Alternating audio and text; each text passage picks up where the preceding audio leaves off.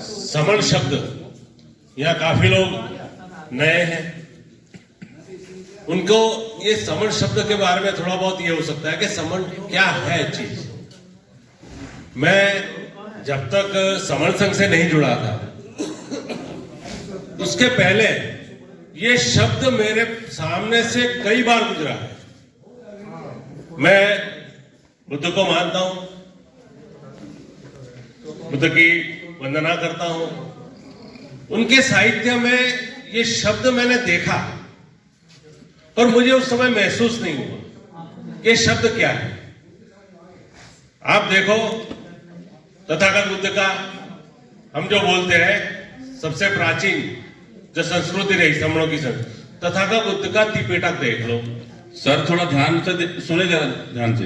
ये तथागत बुद्ध का जो त्रिपिटक है उसके अंदर विनय पिटक के अंदर समण शब्द का उल्लेख है।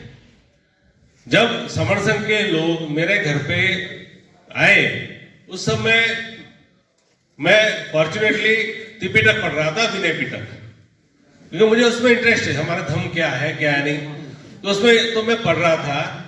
उसके अंदर के जो विनय पिटक के जो नियम है वो नियम मैंने पढ़े।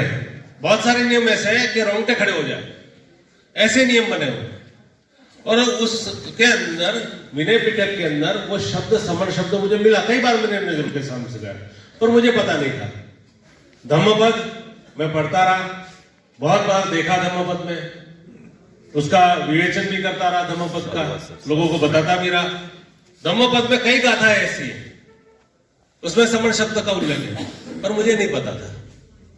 यहां तक कि सम्राट अशोक के शिलालेख 18वें शिलालेख में समण शब्द का उल्लेख है, लिखा हुआ है, पर हमको नहीं पता है। फिर हम देख रहे हैं, मैंने इसके लिए मैगजीन्स की इंडिका पढ़ी, जैसे उन्होंने बताया कि मैगजीन्स की इंडिका आप पढ़ो, उसके अंदर वो पूरी किताब ही समणों से भरी पड़ी है, समणों वर्णों से। तो ये शब्द जो है ये हमारे लिए कोई नया नहीं है, ये पुरातन शब्द है, पुराना शब्द है। तथागत बुद्ध को भी महासमण कहा गया है, संस्कृति है। बाबा साहब की किताब आप देख लो, क्रांति और प्रतिक्रांति, उसके अंदर बाबा साहब ने लिखा है कि भारत में 2 प्रकार की संस्कृति है, एक श्रमण संस्कृति, एक ब्राह्मण संस्कृति है। अब आप किस संस्कृति के लोग हैं? और लड़ाई ये सदियों से चली आ रही है संस्कृति की, तो आप किस संस्कृति के लोग हैं? श्रमण संस्कृति लोग हैं। जब श्रमण शब्द आपके पास में आता है तो उसका जो ओरिजिनल शब्द है उसको आप ढूंढिए। ओरिजिनल शब्द उस समय जो बुद्ध के समय पाली भाषा चलती थी, पाली भाषा में आधार नहीं है, श भी नहीं है, स है, तो वो शब्द है समण। जैसे ही वो शब्द आप समझते हो कि समण क्या है, अब उसको ढूंढिए समण क्या है, तो उसमें आपको आ जाएगा समानता में रमण करने वाले लोग, समानता में रहने वाले लोग, समानता में आचरण करने वाले लोग, ये समण शब्द है। और हम देखते हैं कि तथागत बुद्ध के समय में, उसके बाद में सम्राट अशोक के समय में, जब समानता में रहते थे, क्या कोई जातियां थी? जातियों में बहुत सारी चर्चा हुई है। हम लोग देखते हैं कि जातियों को ये खत्म करो, बाबा साहब का किताब है एनिहिलेशन कास्ट, उन्होंने उसका पर्याय भी दिया कि कैसे खत्म करनी है। तो हम तो ये बोलते कि जातियां उस समय थी क्या? आज जो बोल रहे हैं जातियों पे गर्व करते हैं, उनसे पूछे जाए। एक इनके सन ने बहुत अच्छी बात करी कि हमको वो चमार समझते हैं और वो जो है मीणा है। अब उनसे पूछो कि मियाँ जाति आई कहां से, कैसे आई है? क्या उस समय थी? बाबा साहब के समय, सम्राट अशोक के समय थी ये जातियां? जो नहीं थी तो आई कैसे? पाली भाषा में जाति का अर्थ जो होता है वो उत्पत्ति, उत्पन्न करना।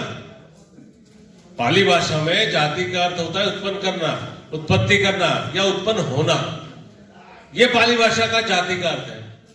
तो जो लोग आज हम बोल रहे हैं कि हम इस जाति के हैं, वो कुछ न कुछ उत्पन्न करते थे तो जाति बन गई। जो उत्पन्न करते थे बाद में संघ टूटा और ये जो उत्पन्न करते थे वो उनकी जाति बन गई। जब संघ टूटा नहीं था, सब संघ में रहते थे, एक साथ रहते थे। हम कैसे, बहुत सारे संघ थे उसमें, शाक्य संघ थे, कोलीय संघ थे, ऐसे संघ थे। तो संघ के लोग जब साथ में रहते थे तो क्या अलग अलग जातियों में रहते थे? नहीं, साथ रहते थे, सब अपने अपने काम करते थे। अंदर अंदर एक दूसरे के अंदर अंतर जातीय यानी अंदर कामों के अंदर एक दूसरे का विवाह होता था, बेटे बेटे की शादी होती थी। आज क्या है? आज हम जातियों में बटे पड़े हैं। बांटा किसने? बांटने वाले तो बांट गए। अब इकट्ठा करने का काम किसको करना है? इकट्ठा होने का काम। और जातियां जब हवा में है, इसका कोई वजूद ही नहीं है जातियों का, तो फिर हम कौन ये बोला है कि मैं ऊंचा हूं, कौन नीचा का है?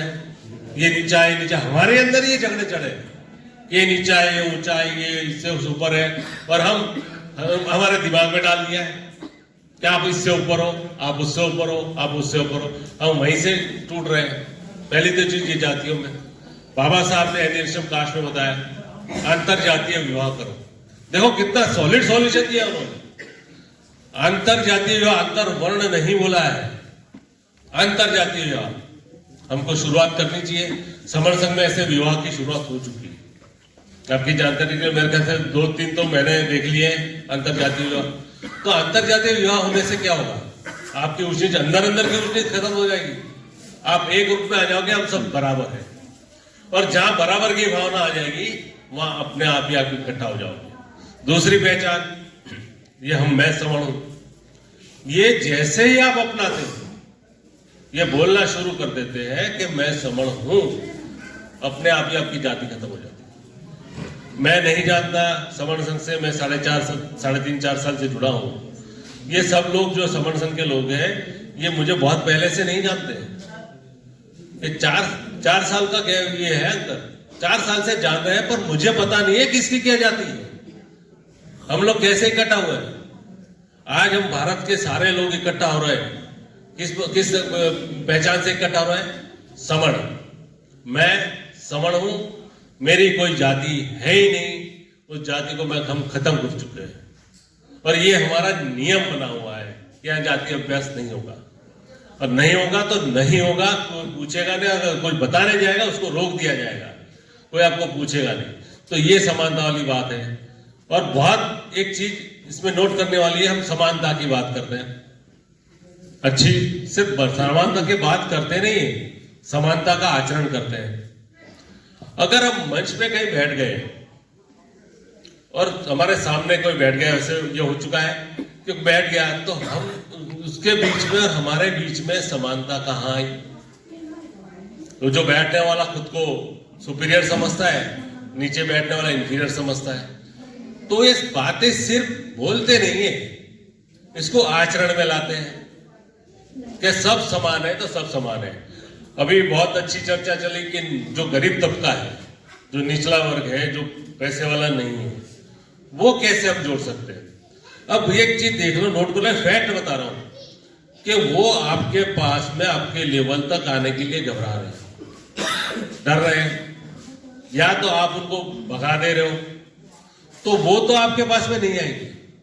जो पढ़ा लिखा वर्ग है, जो कुछ बाबा साहब की मेहरबानी से, हमारे महापुरुषों की मेहरबानी से जो आगे बढ़ गया है, उनको ये जिम्मेदारी लेनी है। वहां तक पहुंचे, उनके साथ में बैठे, उनके घर पे रहे, 2 सूखी रोटी खाने को मिल रही है, खाएं। क्योंकि हम भी पहले, कभी हमारे पूर्वज भी पहले वहीं से आए हैं, हम भी ये सब चीज देख चुके हैं। तो सर ने बहुत अच्छी बात करी कि हम निचले तबके से आए हुए लोग हैं। तो क्या आज हम अगर आगे बढ़ गए तो उनका हाथ पकड़ उनके साथ में बैठना, क्या हमारी जो नीति है, हमारा नियम है, वो कहीं भंग हो रहा है? कहाँ हमारा पद, हमारी प्रतिष्ठा कम हो गई है? हम अपने भाई के साथ में बैठ रहे हैं। और जब ये हम समर संघ में आ जाते हैं, तो यहाँ पे चाहे ये ऑफिसर हो, चाहे हम तो बोल रहे हैं, कल उठ के कोई समर संघ की भारत का प्रधानमंत्री हो जाएगा ना, तो जब समर संघ की मीटिंग लगेगी तो एक सफाई कर्मचारी और प्रधानमंत्री आपको साथ में बैठे हुए खाना खाते हुए मिलेंगे। ये समानता है। आप चाहे पद कितना भी बड़ा हो जाएगा, पर आपको आपका अहंकार, आपका अभिमान सब छोड़ना पड़ेगा। और समण संघ में अगर मैं सबसे यही बता रहा हूं, हाथ जोड़ के विनती कर रहा हूं, यहां कुछ लेने के लिए आ रहे हो तो मेहरबानी करके मत आना। अगर समाज के प्रति सच्ची निष्ठा है और सच्ची लगन है और समाज को कुछ देना चाहते हो तो जरूर आओ। यहाँ कुछ मिलने वाला नहीं है, यहाँ तक कि आपको आपका नाम भी नहीं मिलेगा। पद की तो बात छोड़ दो, आपको आपका नाम भी नहीं मिलेगा। कल उठ के आपको भूल भी दिया जाएगा कि कौन था क्या था पता नहीं। आपने काम किया होगा तो लोग आपको याद रखेंगे, नहीं किया होगा तो, पर काम सभी को करना पड़ेगा। अगर आपके नाम के लिए भी आ रहे हो तो मत आना। मेहरबानी करना कि हमको समाज के लिए, हमारे आने वाली पीढ़ी के लिए, हमारे बच्चों के लिए कुछ करना है, बच्चों के लिए कुछ करना है। हमको समाज को जोड़ना है, इकट्ठा करना है। बहुत सारे हमारे जो बने पड़े हैं, जो संगठन बने पड़े, मैं किसी संगठन को नहीं बोल रहा हूं कि गलत है, काम सारे बाबा साहब का कर रहे हैं, विचारधारा सारे एक ही है, सभी की, सारे इकट्ठा आ जाए, क्या तकलीफ है। और जिस दिन सारे संगठन इकट्ठा आ जाएंगे, सामाजिक, धार्मिक, राजनीतिक, मैं नहीं समझता कि समण संघ की किसी को जरूरत है, ना समण संघ किसी के बीच में दखल देने को उतरेगा। इकट्ठा आ जाओ, देख लो क्या होता है। इकट्ठा आने की जरूरत है, सभी को यही बोल रहे हैं। और हर शहर में, हर गांव में, हर जगह जाके हम बोल रहे हैं कि भाई इकट्ठा आ जाओ, हाथ जोड़ के बोल रहे हैं इकट्ठा आ जाओ, नहीं तो अब की बार तो नहीं बचोगे। अब जो कुछ होगा ना आपके साथ में, आपके बच्चे और आप खतरे में है, आपका कुछ नहीं हो सकता, फिर कभी इकट्ठा होने का मौका भी नहीं मिलेगा। इसलिए हम जो सभी से बता रहे हैं, और एनटीपीसी में भी हम आए थे तो सुरेश चंद्र सर ने हमको बताया था कि हमारे SC/ST एसोसिएशन के लोग हैं, कुछ लोग हैं हमारे लोग हैं, इनसे कुछ बातें चीतें कर चर्चा करें और यही सॉल्यूशन लास्ट तक आप देख लो। इससे अच्छा सॉल्यूशन कोई अगर मिलता है कि हमको आगे कैसे बढ़ना है, इकट्ठा होने के अलावा दूसरा कोई सॉल्यूशन है तो बताएं, हम उस पर भी गौर करेंगे कि इसमें अच्छा सॉल्यूशन क्या है। और समण संघ ये कहता है कि चलो ठीक है, आप 10 गोल्डन नियम को नहीं मानते, समण संघ को नहीं, इससे अच्छे नियम लेके आओ। समण संघ ये नहीं कह रहा है कि आप हमारे साथ में आ जाओ, आप इससे अच्छी चीज ही लेके आओ। समण संघ आपके साथ में सारा के सारा आ जाएगा, सारा के सारा ले जाओ, पर लाओ। इससे अच्छी कोई चीज आपको मिल रही है तो लाइए, अगर नहीं है तो आइए, जुड़िए। काम जुड़ने का है, कुछ नहीं करना है, एक दूसरे को जोड़ना है, जुड़ना है। जो काम करते रहो करते रहे, SC/ST जो काम कर रही है करते रहे, पर सब जुड़ के करो।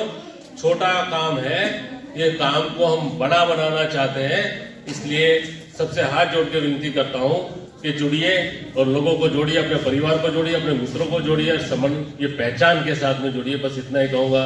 सभी को बहुत बहुत साधुवाद। संगम मेरे से कोई त्रुटि हुई हो तो ये जहाँ बैठा हुआ संघ है, मुझे माफ करे, मुझे माफ करे, मुझे माफ करे। धन्यवाद।